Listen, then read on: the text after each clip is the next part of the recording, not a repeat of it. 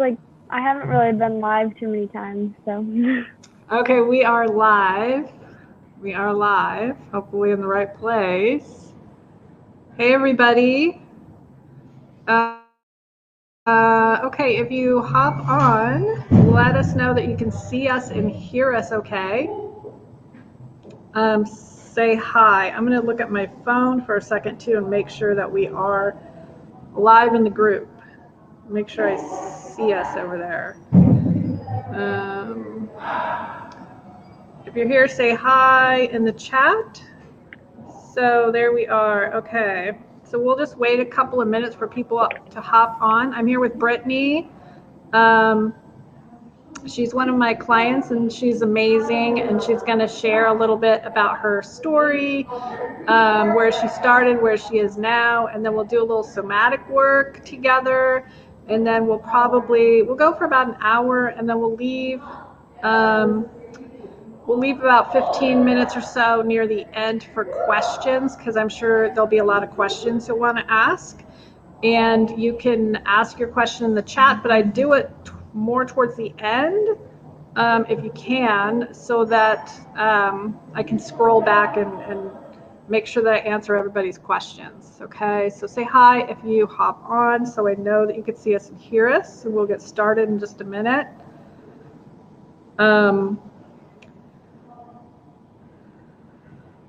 And then, yeah, we'll get started.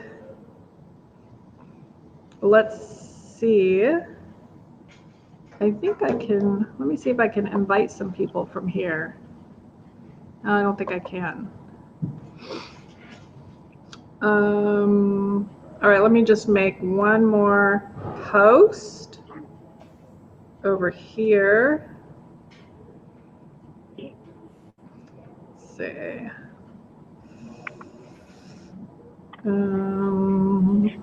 Here we go. Okay. All right.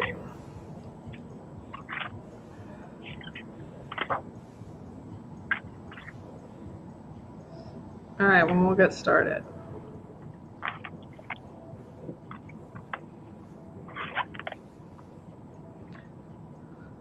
Okay. All right, so hopefully you guys can see us. Oops, that's the group. Okay, so we're going to get started. So everybody, if you're new in the group and you don't know me, my name is Tracy Principe, and I run the group. And I help you navigate no contact with toxic parents and all the trauma that goes along with having grown up into a, toxic, dysfunctional, traumatic household, right? And I use a body-based approach called somatic experiencing. It's trauma is stored in the body.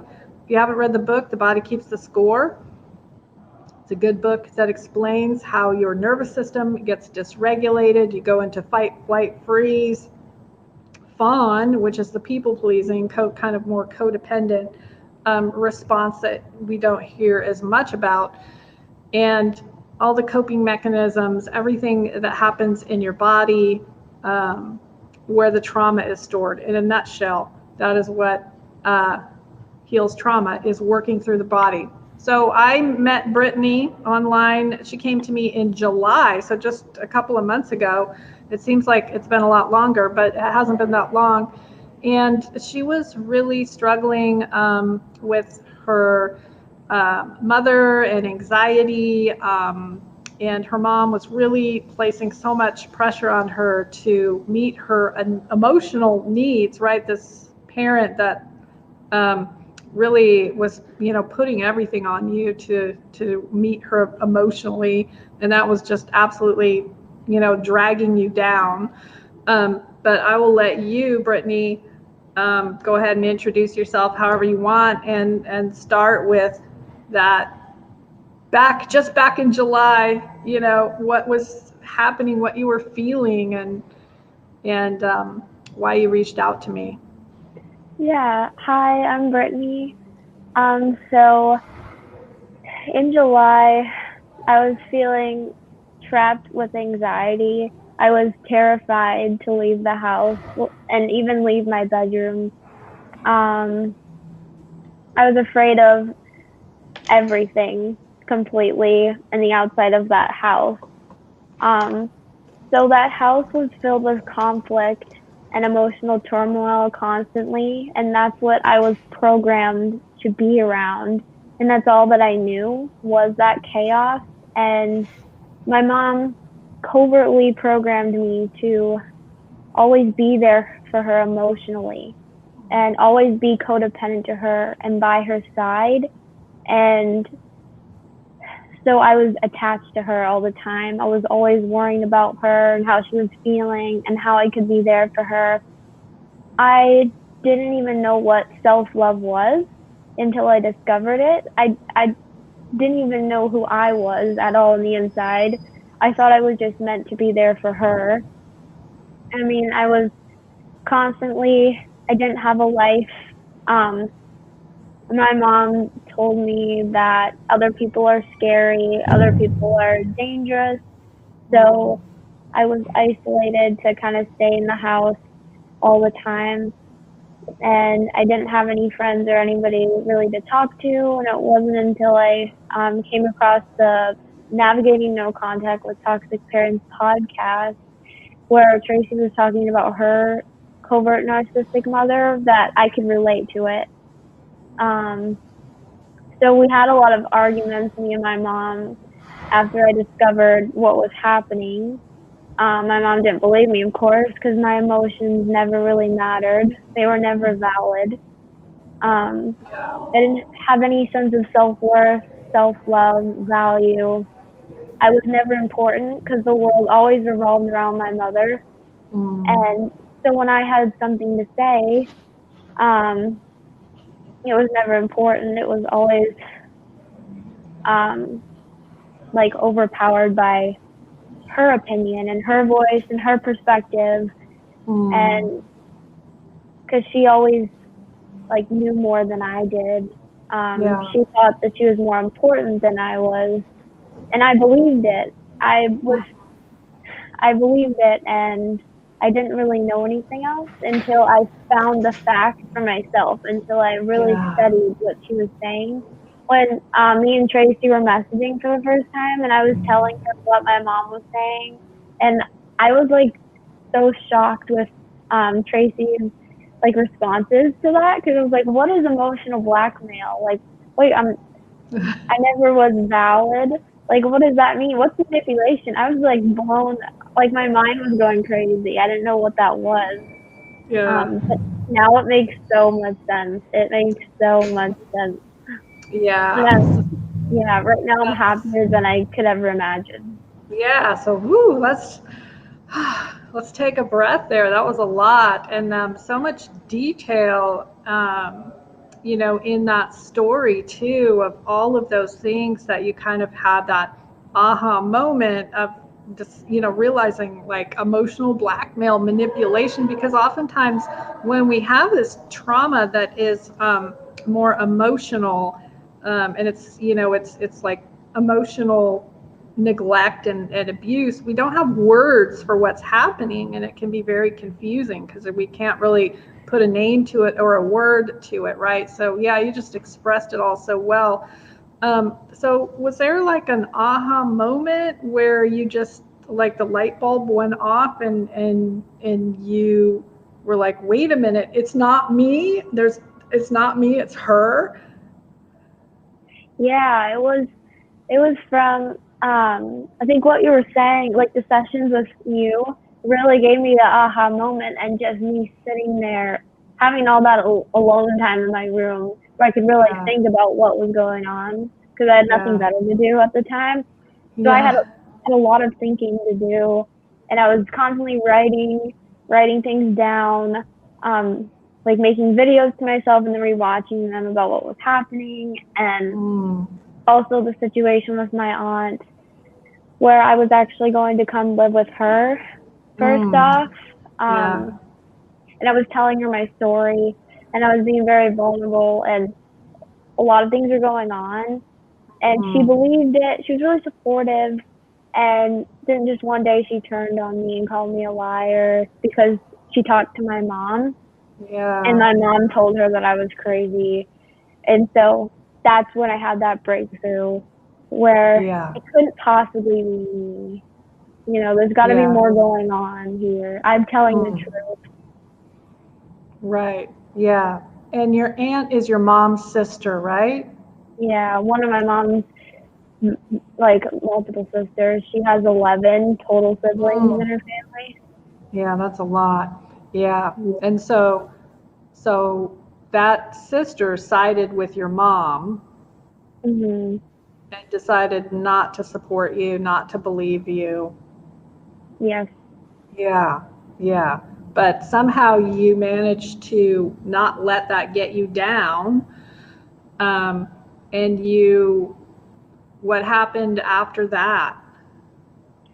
So during that time, I was really hopeless. I was overthinking things. I didn't know what to do because my whole life, my mom told me that my dad was a narcissist, and so I believed that, and I built some fear around him, like he was scary, but really, he was he helped me. He saved me from this. He knew how toxic she was, and we instantly bonded about like the minute I got here about what happened because he went through a divorce with her, and mine was kind of like a divorce with her as well. And so we discussed what happened, and it was pretty similar. We had a great bond over it, which is amazing. Yeah. So do you want to tell how you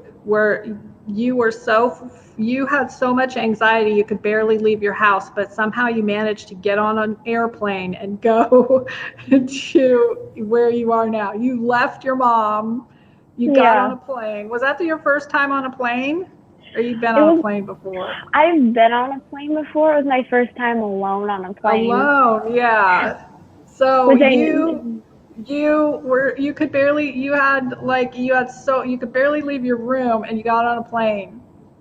Yeah, And left. Talk more about that because I'm just so blown away.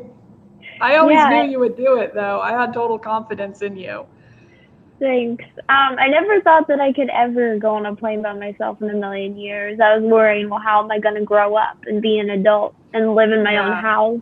Like, I was always worrying about that because I was a codependent to my mom. But I just reached this point of like rock bottom, maybe emotionally, where there was like, it was just so much fear in the house and so much emotional conflict and turmoil and chaos and blame that I had to do this for myself because I knew that I wasn't lying. Like I knew that I wasn't a liar, and I decided to believe myself the night before because I was going to cancel it. I almost canceled it. I remember that. And I decided to go just for a trip to visit my dad and see what happens. I wasn't planning to stay, but I did a lot of somatic work the night before and really like pumped myself up and empowered myself and started doing some things for me. And I just did it, and it was the best experience ever. I didn't really have much anxiety or anything. I don't know, it was crazy. Yeah. So you left your mom's and to live with your dad in another state. And do you want to talk, and that's just so brave and courageous. Do you want to talk a little bit about, your mom did, she really was upset with you leaving, which is obvious because she depended on you so much. And so her emotional support and everything is now gone. And so she kind of bombarded you when you left, right? At first? Yeah. She started calling all of her family and telling them that I was up here, and so they all wanted to see me, and they were all calling me, and they all tried to sneak me away to my Aunt Becky's house, who called me a liar. There was no way I wanted to go there. So Yeah. when I got here, I hung out with my grandma for the day, and I told her that I didn't want to go to my aunt's house. She had Mm-hmm. had a tantrum, stormed off, um, started talking to other people about it, and they called me in the store. Like, she couldn't have a mature conversation about me, like about it with Right. me, about my Yeah. feelings, Yeah. and that really frustrated me a lot. And later that evening, I had a really bad panic attack when I was eating with her, and I almost got really sick. So that Yeah. was the limit where I'm like, I cannot hang out with my mom's family anymore. Yeah. That's the limit, right? Your body is telling you. Yeah, and Yeah. I had to say no, and they were upset, but I had to say no for me. Absolutely. Yeah. And so then you ended up blocking them all on social media and Yeah, I blocked all yeah. of them on Facebook and Instagram and phone. Yeah, because they would just leave me these nasty messages. Yeah. Yeah. And then do you want to talk about how you're thriving now and you're finding out who you are and you you're really thriving in your life right now where before just back you couldn't do anything. Yeah, it's unbelievable how my life has changed. It's like a life that I could never dream of, and it was all because of me, because I took responsibility and I You decided to did. take charge. And so those nervous system exercises really helped me learn how to control my anxiety and relax, and also That's just amazing. not being around my mom, not having that emotional burden anymore of the Yeah. conflict and the turmoil just does Mm. it for itself. Like, my anxiety isn't as bad with Yeah. her around. And Getting away from the just yeah, getting away from that for sure is a yeah, huge release. yeah, not being in that environment and knowing that she doesn't have the power over me anymore. Like, I've got all of my information now. She doesn't have any of it. I have two jobs now. I'm a certified health coach now. Like, I can make income now on my own to be able to Yes. go buy Yeah. groceries. I can go Mm. driving now. You I don't have and have, you can drive, but she would not even yeah, let you drive. no. The day I got my license, she glared at me. She was She not was happy. not happy that you got a driver's license. Yeah, Yeah, that was, I remember how huge that was. And you were thrilled, like any young person, to, you know, take the driving lessons and get your driver's license. And she was upset because she knew that she would lose some control over you. yeah. I mean, she told me to get out of the car multiple times when I was driving. Like, she just couldn't handle me being in control. And when I Yeah, said I wanted to move out into an apartment, while I was in college, she and my brother just gave me that glare and didn't even want anything to do with it. right. And so she saw you as someone to meet all of her needs. And if you were gone, or she was losing control of you because you were gaining your independence, which is a normal thing that a young person wants to do, and a normal parent should encourage those things. Yeah, And she didn't do that because, she needed you there 24/7 to help her with her own emotional instability, which is yeah, not your job, not your responsibility. And so you went off and you did all of these things and you feel like a new person. mhm, And can you talk a little bit about you don't seem to have much guilt about it, or you don't have, like you're not thinking about your mom, oh, poor mom, or guilt, or I should, you know, forgive or unblock her. You're not thinking those thoughts.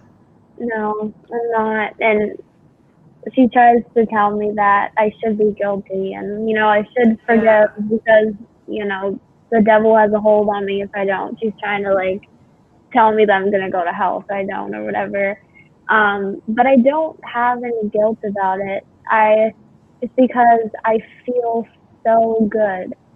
And I Yeah. know that it was never my responsibility in the first place to ever be that person for her, to ever like, always just live for her and be Mm. codependent to her. And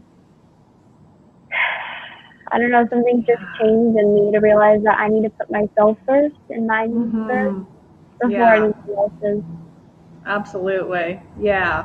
And meeting your own needs, right? You meeting your own needs and Mm-hmm. having, it's very empowering, wouldn't you say? Yeah, it's Yeah. something totally new that I never even thought that was possible. I thought my mom was supposed to meet my own needs and, be there for me and comfort for me. And that's why I was always scared of being alone and Yeah. being by myself. But now that I'm able to do that, like Yeah. independently, it's not so scary anymore. It's not so that world that she made out to be this big bad world is actually not so scary. Yeah, it's not. Yeah. Isn't that amazing? And then people like she made your dad out to be this monster who he's not. Yeah. Yeah. And and people aren't all bad, right? So she was just projecting all this her stuff on you, Mhm. you know? Yeah. Yeah. And just putting that weight and burden on you. All of her opinions and beliefs on me, and I just believed them because Yeah. I didn't matter clearly to her, and so all I had was her opinions to believe, and it was kind of a trauma response because if I Mm-hmm. did come out with my own beliefs and opinions, she would get upset at me, and Yes, you weren't allowed to have your own opinions or own emotions. Or how did she deal with, if you were sad or you had an emotion like anger or sadness or you wanted to express, you know, an emotion? What did if she do with that? I was upset and if I was crying, she would be, oh, you want me to just cry too then, or she She made it would about her. it was always about her, or she would start complaining about something that was happening in her life, and I would have to apologize for being Mm, upset about what I was feeling, because it was yeah. always about her. Wow. Yeah. Or she would try to do something for me and then want something in return, like conditional love, to try to make me Right. feel better. Right. Yeah. So it was so really that always about her and that conditional love, which are kind of, the classic signs of narcissism. So even if she's not, and here's the thing, for anybody that's watching, they don't have to be like a full-blown narcissist. They can just have some of these tendencies, and it's already pretty damaging. Um, with this making it all about them, the conditional love, lack of empathy, the invalidation, the gaslighting, right? She did a lot of that. Yes, Yeah. all the time. I think she's a covert narcissist for sure, but Yeah. pretended to be like this holier than thou Christian empath and Mm. perfect person. Um, she always said that she knew better than me in health and wellness and in Christianity and in everything. Pretty much that Mm. I never knew enough. I was always Yeah. trying to be perfect for her and always trying to be this perfect Christian for her. And I Yeah. basically I abandoned myself to do that for a couple years, and I realized that Mm. I lost myself in the process. Yeah. Yeah. So that's a really powerful statement, and that's what we do. We abandon ourselves because we don't know any better, and we don't know that there is another way, and we lose ourselves. in this, this conditioning and all of these beliefs that are not even ours. We just had, parents that pushed their beliefs and their insecurities and traumas onto us, right? Mm-hmm. Yeah, and you went out in the world and you found out like this isn't true. Yeah, it made me so afraid and paranoid, and because that's Mm-hmm. all I know is her fears, and Yeah. it just scared me. So yeah, Scared, yeah, scary, yeah. So now you're free of that. You're finding your way in the world, and um, and that's exactly what you should be doing at your age, right?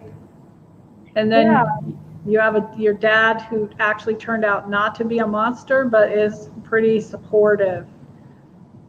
definitely. He's really helped me just get up on my feet, and he's helped me purchase a car, and helped me get a job and just get ready to be independent in my life. Yeah, yeah. Also, his girlfriend as well has been a big help. Like, That's that's amazing. Yeah. And how does that feel to have that support? Because you didn't have that support before. it feels it feels so different to have somebody actually stand up for you. When my dad was Mm, standing up for me last night, when my mom was totally arguing with me on the phone, it felt surreal, like to have, people validate my emotions. I mean, you yeah. were the first one to actually validate my emotions, and that was a crazy Oh wow. Yeah, yeah. So just even, just that one supportive person in your life can make all of the difference. And it could be anybody, right? Um, it could be a therapist or a coach or a friend or a teacher or a professor. Just one supportive person that really gets it can, just that alone can make a huge difference in your life. And you certainly deserve that support, and you have it from your dad and his, his new girlfriend, which is huge. That she accepts you as well and doesn't see you as a threat or is jealous or anything, unhealthy things like that, right? yeah. Yeah, To me. huge. All right, so let's do a little. Are you up for doing a little somatic work so we can show everyone kind of what we're doing? Yeah, Um, definitely.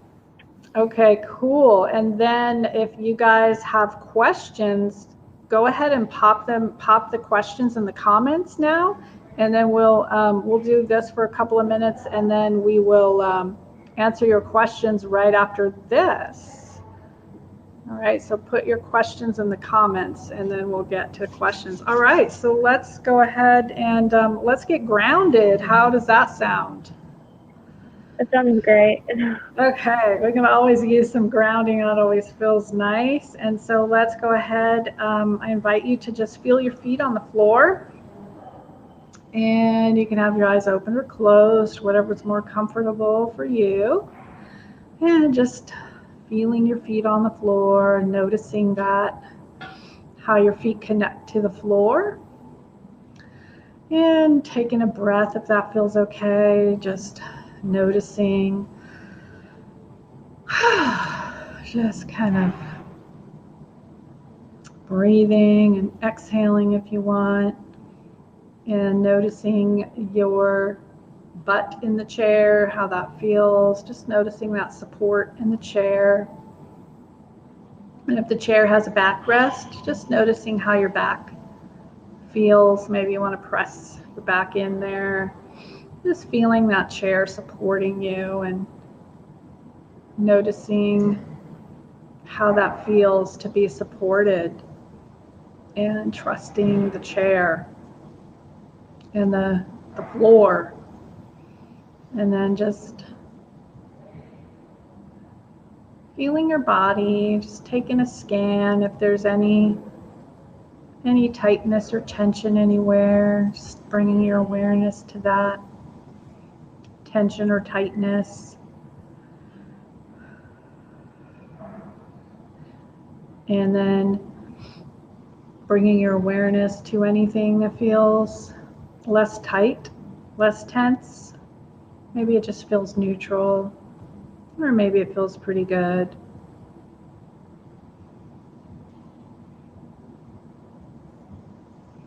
Just noticing that. And noticing your breath.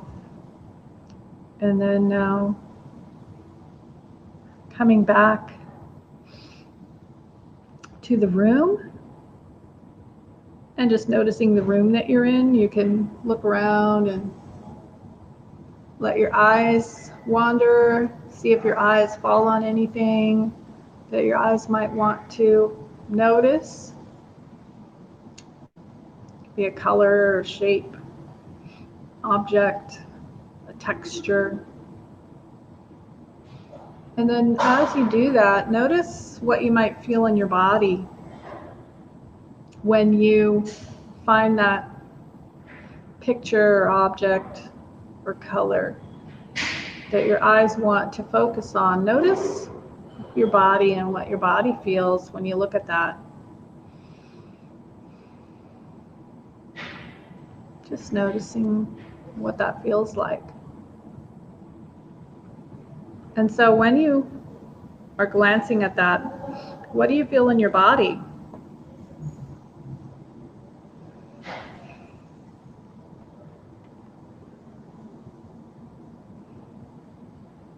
Any sensations or feelings? I just feel calm and at peace. Calm and at peace. Yeah, that feels pretty good, right? Yeah. And how do you know that you're calm and at peace? How do you know that?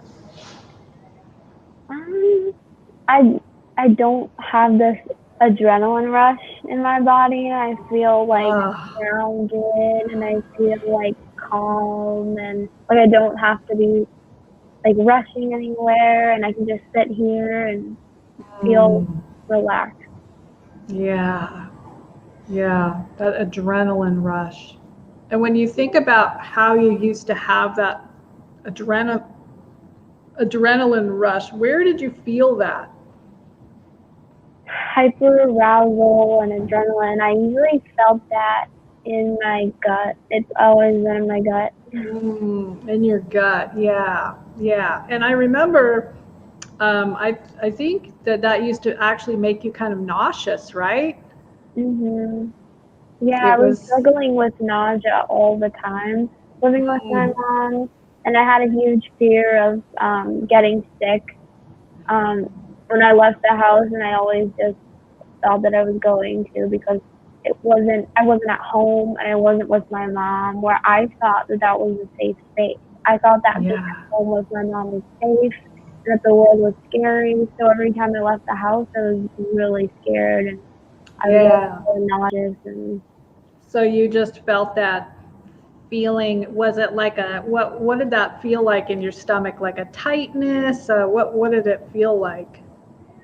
I was usually pretty bloated a lot, hugely bloated and really reflex in my throat a lot of where it felt. And right before I left, I had a lot of chest pain in my the heart area for the first time, which really scared me. But I knew it was from my mom because I cried it all out in front of her. And it was gone after that. It was gone, yeah. So then when you felt, when you had that chest, was that like tightness or what was that like? It was like really like sharp and restricting and it really scared me because I didn't know what it was. It was like pretty moderate. Intense. Yeah. And so when you feel that space now, your heart and your stomach, how does it feel compared to just a few months ago? Well, it's doing much better. If I have too much caffeine or sugar, it goes crazy. But staying away from that is important. But Yeah. otherwise, while I'm doing somatic work, it feels much better. Yeah. So when you think about, just going through your day and you're driving now, you're working, do you feel pretty calm like most of the time throughout the day? Yeah, I feel actually pretty calm. I don't have much to worry about anymore because I don't have to worry about my mom coming home from work every day and having to be there for her. I have the Yeah. freedom to drive wherever I want to, and I can go Yeah. to work and I can have social conversations with my new friends, which I haven't gotten in years. In years, it's been crazy, Mm. and it Wow. feels so surreal. I feel pretty good just doing my daily work because I'm Yeah. focused and I'm kind of relaxed when I'm focused. Mm-hmm. Yeah. Yeah. That's amazing. And so when you talk about that, you're smiling and what is that? Where do you feel that right now when you think about, wow, I can have friends and socialize like a normal young person? Where do you I feel that right now? I feel it just. I think like mainly in my chest and just Yeah. pretty much everywhere. Just feels like this light, Mm. happy feeling. Yeah. So it's kind of radiating, would you say, like moving through your body? Yeah, definitely. Yeah. So, and it's light. Yeah. Very Does it? just light and like exciting. It's like Ex- excitement is what it is. excitement energy. And how do you know the difference between like excitement energy and like anxiety energy, right? Because sometimes it can get kind of confusing. It can. Excitement energy is different because it feels like joy. It feels like happiness, Mm, which I've never felt before. Joy. It was yeah. a total like rare emotion, but it's an emotion like laughter. It heals you, but anxiety Ah, breaks you down and like damages you. You know, you start to feel sick when you're scared, or you're anxious. mm-hmm. But when you're excited and happy, you feel energized and healthy and full of like love and yeah. Okay. Yeah. And what does your body want to do when you have that excitement and joy? What do you feel like your body wants to do? When I feel like really happy and excited, I think my body just wants to dance. Like honestly, I just dance Dance. it all out and Yeah, that makes perfect sense. Yeah. That's exactly right. And then because I think when you have that anxious feeling, now correct me if I'm wrong, did that feel more like constricting and maybe your body even kind of tensed, was you were like tense yeah, I felt like and tight, tense pressure. Um, yeah, where it because just you felt were like kind of frozen, right? You kind of were like in yeah, that I felt like I could just run around constantly and felt kind of helpless and hopeless and mm, busy and very fast moving. Just yeah. this fear, but I had a lot of adrenaline, so I was always just not knowing what to do. Yeah, yeah, okay, yeah, that makes a lot of sense. Yeah, and now that joy is and happiness feels like you just want to move and dance and your body is light. Yeah, Yeah, and you feel that radiating from head to toe. definitely. Yeah, yeah, and and so that's absolutely incredible and amazing. Um, you released so much in such a short period of time. Um, Yeah. it's absolutely amazing. And so, if you think about where you were to where you are now, do you have any tips or advice for people that might be watching this that who are really struggling? I say if you're questioning somebody's behavior and the sense of safety in your home, I feel just that's a red flag. If You feel anxious a lot, and you feel like you're not in control and depressed. I say to just look at starting with some self-love. Start there. Start doing nervous system exercises and regulation, um, and just try to like think about what's going on. You know, maybe start journaling, write things out. Talking to someone really helps for sure about what's going on. I started watching a lot of podcasts about like self love and self growth and narcissism for sure. I feel like learning about that was really important. Yeah, yeah. So, and then really understanding how that trauma and gets trapped in your body, right? That Yeah. all of those responses, the anxiety and the upset stomach and all of these things happening in your body were a symptom and a reaction. And that's pretty clear because you got away from that and it got better. Yeah. So the first step would just be to educate yourself on emotional well-being and trauma and narcissism. That would be the first thing that I would say to do. Yeah, I agree. Absolutely. Yeah, really understanding how all this works, right? And having that aha moment. Yeah. And also maybe talking to someone helps a lot, getting that support, because it's almost impossible to have that aha moment yourself when you're constantly gaslighted and blamed, when your mind becomes like mush. Absolutely. Just Yeah. having someone validate you and your experiences really helps a lot for sure.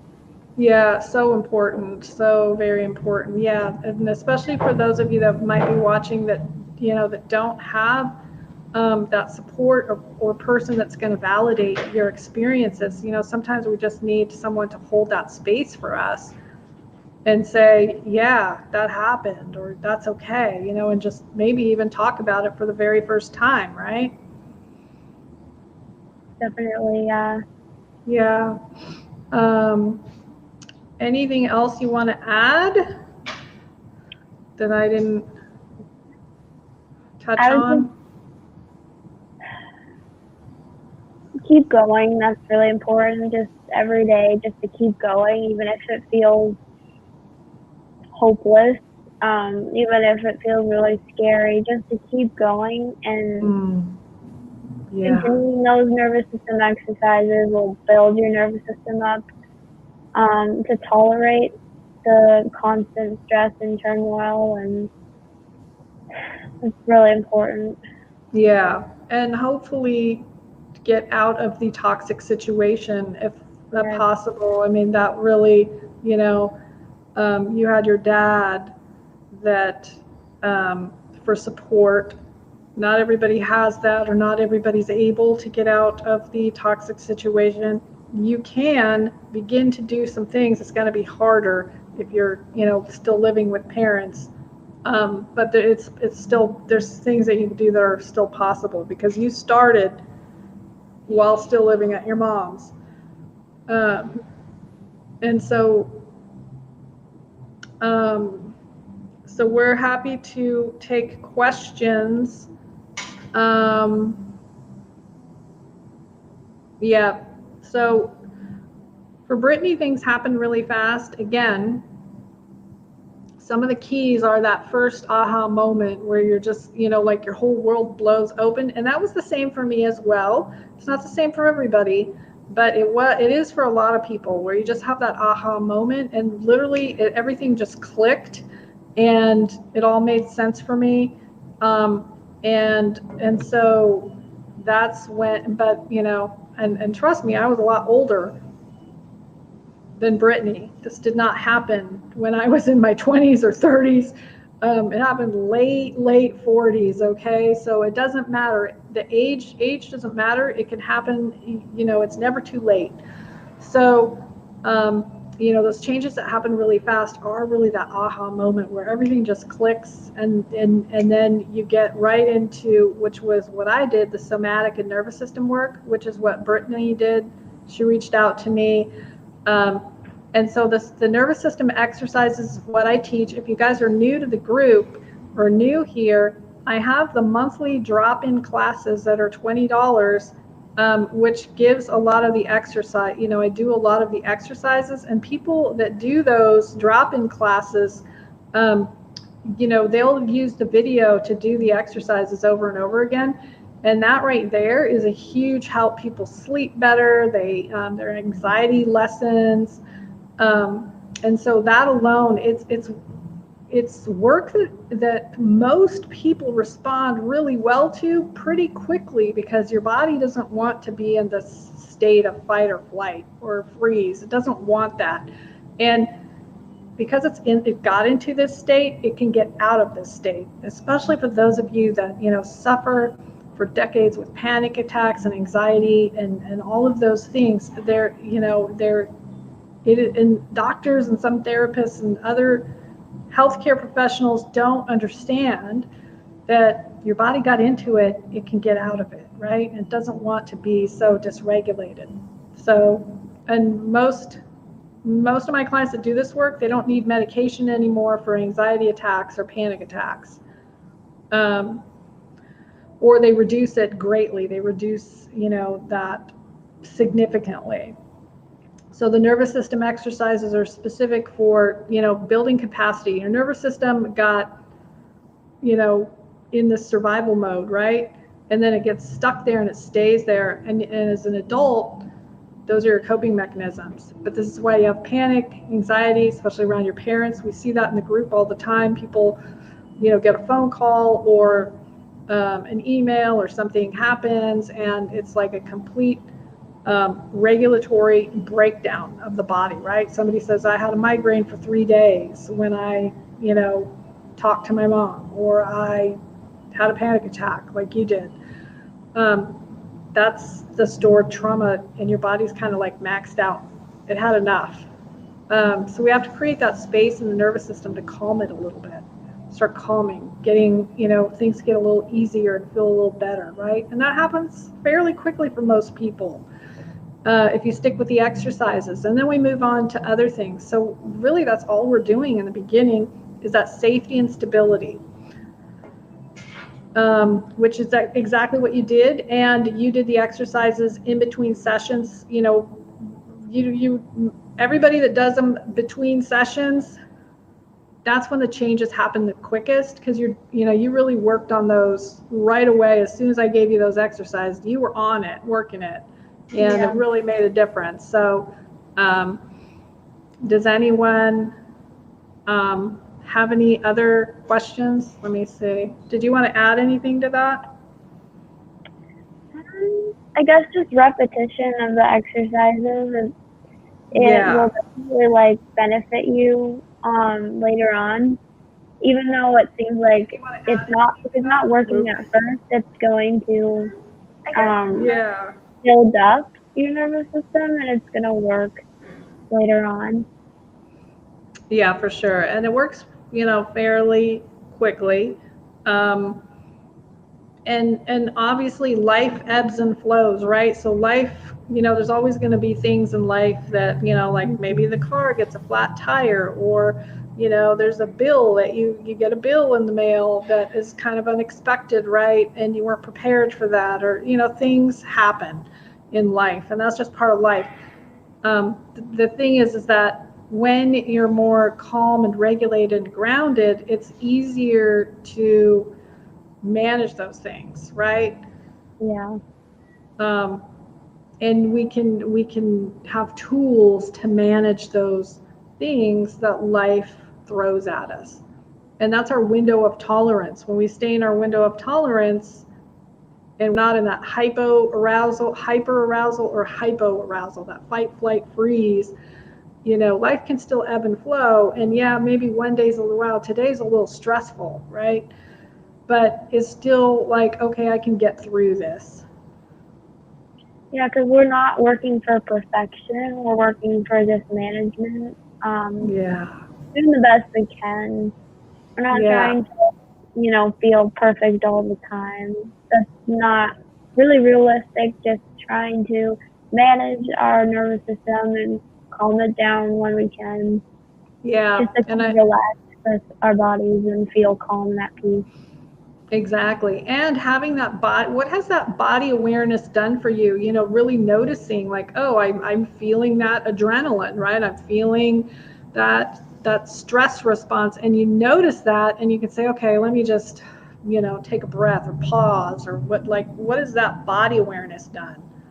Yeah, it's helped a lot because usually when I'm anxious, I'm in hyper arousal or hypoarousal. I don't know which one it is, but Yeah, I hyper. pay too much attention to the environment and I Mm-hmm. view it as a threat. And Mm. that's when I realize that I need to get back into my body, into my safe space and ground myself. Yeah. Um, just to take my attention off whatever's going on and just Mm-hmm. to come back here to where I am. Yeah. It Yeah. helps a lot. Yeah. And so do you is there a do you have a spot, like one particular spot in your body that is like your safe spot or that you I come back to? Yeah, but my safe spot would just be like up here, just my Mm. chest area, like giving myself this Yeah, the hug. self Really hug. Yeah. Yeah. A lot of people like that one. Yeah. Yeah. So just doing that self hug. And sometimes you could even say, I am safe, right? I am safe. I'm okay. And that's that kind of self nurturing that we never got because we didn't get a parent or a mother to say, oh, it's okay. You're going to be okay, right? She just told you, no, the world is scary and unsafe. Yeah.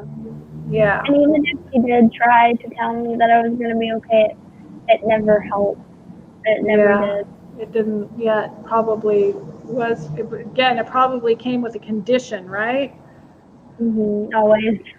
Yeah, yeah, yeah. So that is that part of the self-love that is really that self-nurturing um, that we didn't get, right? We didn't get that self-soothing from a Yeah. mother for whatever reason, whatever's going on with that parent, the mother. She Yeah, wasn't it's available for that. really important to have an emotionally regulated caregiver to, be there. When you don't, it's sending kind of the wrong message, I feel like, to your child that the world's safe, Yeah, unsafe and dangerous. yeah, Um, like there's no hope. But if you have like an emotionally regulated caregiver, um, you have someone that's there telling you that everything's safe and everything's going to be okay, who validates your emotions and comforts you. But when yeah. you don't have that, you kind of have to do the re-parenting to your inner child, and doing that somatic work helps a lot. Just telling That's yourself that you're right. safe and grounding. And Yeah, that's exactly right. And you have done that just so remarkably. And you totally you get like the whole nervous system thing and the somatic thing. I mean, you just have a ton of wisdom. If I had known all that at your age, I mean, you get you get all of it. Um, and so, anybody have any other questions before we wrap things up? If you guys are watching, if you end up watching the replay, feel free to ask a question and we can come back and answer it. Um, and so I think really, you're a cycle breaker, right? You are breaking that cycle. yes, definitely. I just see the family cycle of trauma and what it's done to To everybody, to all everybody. their Yeah. relatives and their relationships. And Mm. I'm just like, I don't want to go through that. I want to change it. I want to do something different because I see that it's not successful and it hasn't worked and it's not Yeah. healthy. So I've Yeah. decided to stop it and to change it and to start creating a new healthy cycle. Yeah. Yeah.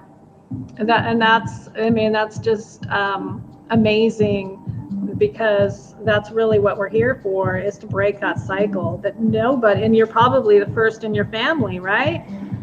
Yeah. Nobody's done that. Everybody's staying in their, their own manufactured reality to avoid pain or whatever it is they're avoiding.